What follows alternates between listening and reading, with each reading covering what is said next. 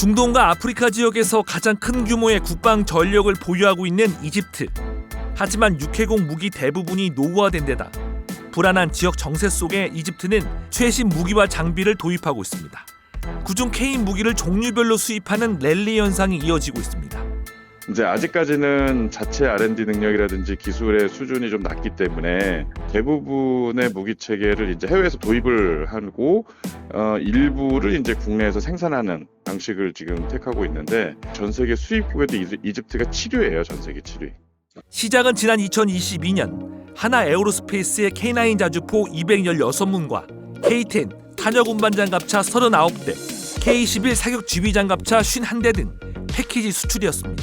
최근에는 하나 시스템이 제작한 사격 지휘 장갑차와 자주포 2대에 해당하는 사격 지휘 체계와 사격 통제 시스템 판매 계약을 체결한 데 이어 국산 엔진을 탑재한 자주포 기동 테스트도 진행하고 있으며 무엇보다 현지에 생산 공장까지 건립할 예정이어서 보병 전투 장갑차 등 추가 수출 가능성도 높아지는 상황.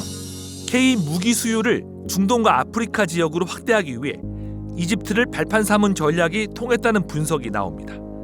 여기에 수단 내전과 이스라엘 하마스 분쟁으로 대규모 시위가 지속되는 등 정세 불안과 치안 문제가 K 무기 수요를 증가시킨 기회 요인으로 작용됐습니다.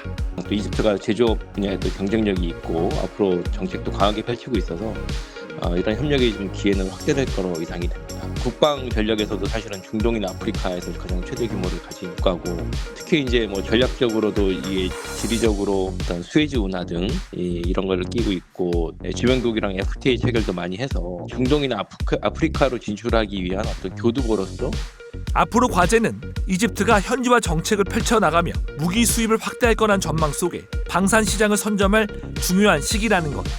이집트의 방산 구조를 보면 규모가 큰 무기는 수입에 의존하는 반면 탄약류 같은 규모가 작은 무기는 자체 생산하며 수단과 러시아 등 분쟁 지역에 수출하고 있는 것으로 나타났습니다.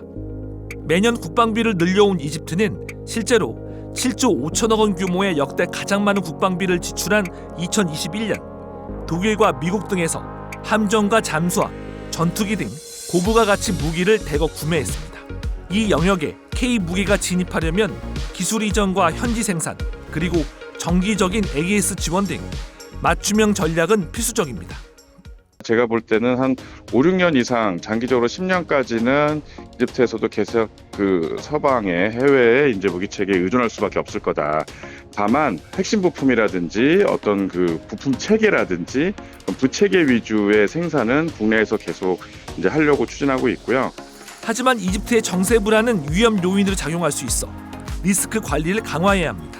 이슬람 세력의 테러로 치안이 매우 불안한 것으로 알려져 우리 방산기업 직원들의 안전이 우려되는 데다 국제 신용 등급이 파키스탄과 같은 C등급으로 떨어져 재정 리스크도 반드시 따져봐야 합니다.